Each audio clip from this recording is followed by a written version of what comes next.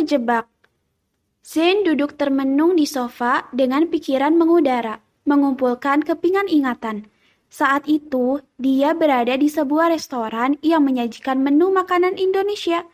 Kegiatan yang sering ia lakukan saat merasakan kepenatan dan kekosongan hati. Di sanalah ia akan duduk menyendiri, mengenang masa indah yang pernah dilalui. Sudah 6 tahun, Zain menghabiskan waktu di Jerman, jauh dari kehidupan lamanya. Di sini, dia merasa sendiri dan kesepian. Ia sangat rindu hidupnya yang dulu, terutama kenangan indah saat bersama seseorang yang sangat spesial di hatinya. Ya, dia selalu merindukan sosok itu. Namun apa yang terjadi? Entah mengapa ia berakhir pada sebuah kamar dengan seorang perempuan yang tidak dikenal. Tuan, suara seorang lelaki berjas hitam menyapa, membuat lamunannya buyar. Tatapan Zain berubah tajam seakan menghunus, penuh kemurkaan. Kemana kalian saat itu? Hardik Zain membuat lelaki yang ada di hadapannya bergetar ketakutan. Lelaki bernama Ken itu menunduk, tak mampu menatap sang tuan. Maaf atas kecerobohan kami, Tuan. Kami lengah dan kehilangan jejak Anda. Jelasnya dengan nada gugup. Zain menggeram marah, menggeretakkan giginya. Karena kebodohan kalian, aku terlibat skandal. Teriaknya dengan suara membahana memenuhi ruangan. Maafkan kami, Tuan. Ucap sang bodyguard terdengar penuh penyesalan. Zain mengalihkan pandangannya. Rasa amarah menguasai dirinya. Kelalaian pengawalnya telah membuatnya masuk ke dalam masalah besar. Zain menarik napas panjang, mencoba berpikir dengan tenang. Sebenarnya, ini bukan murni sepenuhnya salah pengawalnya. Dialah yang tidak suka jika dikawal dan diawasi terlalu ketat oleh bodyguard. Ia tidak terbiasa, merasa privasinya terganggu. Zain kembali melayangkan tatapan tajam pada sang pengawal. Apa yang kalian dapatkan? Tanya Zain memasang wajah dingin. Ken yang tertunduk takut mengangkat pandangannya menatap sang bos, terlihat tak sabar dengan informasi yang akan dia sampaikan. Tuan, kami sudah mencoba memeriksa semua rekaman CCTV saat kejadian itu. Tentang apa yang terjadi. Namun, semuanya menghilang. Menghilang? Bagaimana bisa? Sembur Zain. Ken hanya tertunduk, tak ada jawaban yang bisa dia berikan. Lalu, bagaimana bisa mencari bukti jika ini semua hanya rekayasa? Murka Zain. Tubuh Ken semakin bergetar takut. Tuannya semakin murka saja mendengar semua laporannya. Kami akan segera menemukannya. Ini pasti ulahnya. Siapa lagi jika bukan dia? Dia juga berkuasa untuk melakukan ini semua. Apalagi yang kalian dapatkan? Apa kalian sudah mengetahui siapa perempuan itu? Sudah, Tuan. Jawab Ken, kemudian mulai menjelaskan. Nama gadis itu Alana Dewi. Dia berasal dari Indonesia. Indonesia? Ulang Zain. Hatinya seketika berdesir mendengar nama tempat yang memiliki kenangan yang berarti baginya. Iya, Tuan. Dia datang ke Jerman sudah 1 tahun lebih dan bekerja sebagai asisten make-up Gisela Andrean. Alis Zain berkerut, tatapannya semakin menghunus mendengar nama belakang itu. Andrean? Gisela Andrean adalah putri dari Peter Andrean yang merupakan asisten paman Anda, Tuan Willy. Jelaskan akan informasi yang ia dapatkan. Tangan Zain mengepal erat, netra matanya menyala merah. Asisten paman Willy? Jadi, ini semua ada hubungan? Dugaanku tidak salah. Bawa mereka ke hadapanku sekarang. Tekannya dengan nada dingin. Baik, Tuan. Balas Ken lalu keluar dari ruangan meninggalkan sang tuan. Jadi, dia mau bermain-main denganku. Senyum Devil menghiasi wajah tampan itu. Setelah beberapa saat, dua sahabat ini telah berdiri di hadapan Zain dengan kepala tertunduk. Bak orang yang sedang terhakimi. Oh, benar-benar dua sahabat ini berada dalam masalah besar. Jantung Alana berpacu dengan cepat. Untuk pertama kalinya lagi, dia berhadapan dengan sahabat kakaknya itu. Dan benar tebakannya, Zain sungguh tak mengenalinya.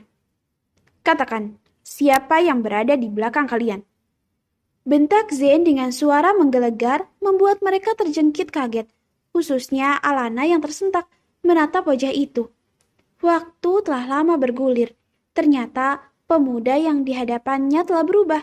Dia bukan lagi seperti Kak Vino yang dulu ia kenal, yang lembut, ceria, dan menyenangkan. Sekarang tidak lagi. Selain namanya telah berubah, sikapnya pun berubah menjadi dingin dan terlihat arogan.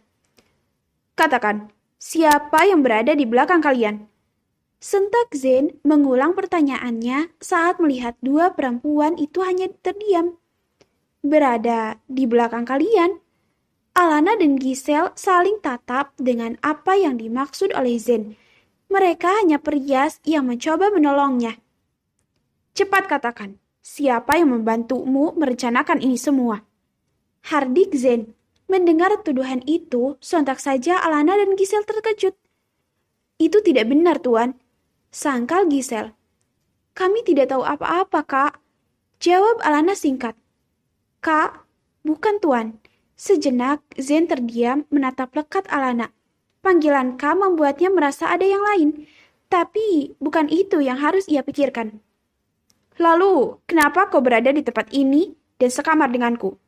Sosornya lagi tak puas dengan jawaban mereka. Mata Zen memicing tajam ke arah Alana meminta penjelasan. Kami berada di tempat ini karena panggilan merias dari seorang bernama Laura. Lalu kami mendengar bahwa dia akan menjebak kakak. Jadi kami ke kamar itu untuk mencegah Laura berbuat jahat. Jelas Alana cerita sesungguhnya.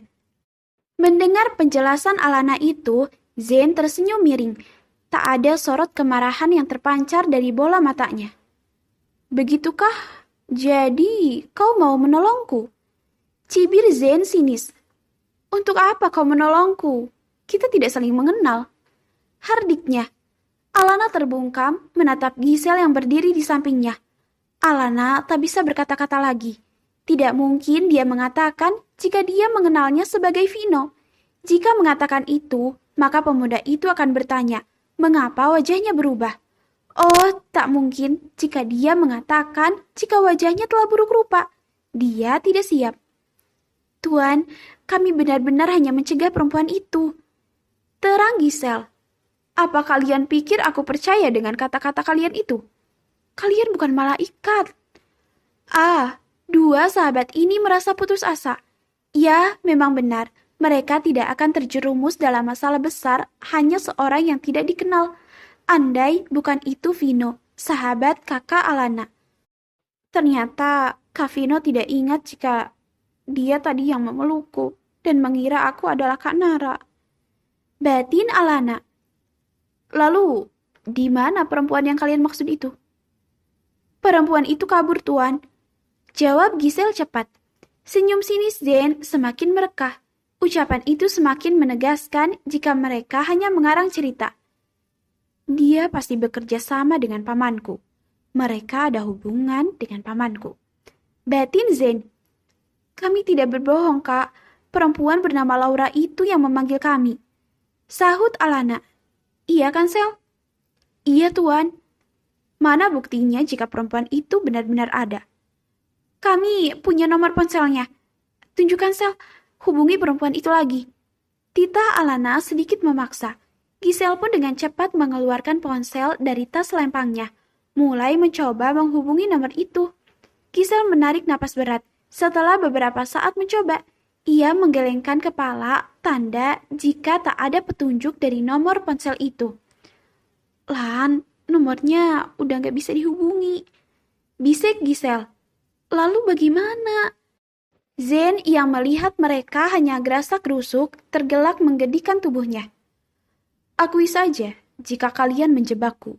Perempuan itu tidak ada, hanya karangan kalian. Emosi Zen, suaranya membahana memekakan telinga, membuat nyali mereka ciut seketika terbungkam. Zen mengarahkan netranya pada Alana. Dan kau telah menjebakku, membuat nama baikku tercemar. Ini adalah rencanamu kan? Agar kita menikah.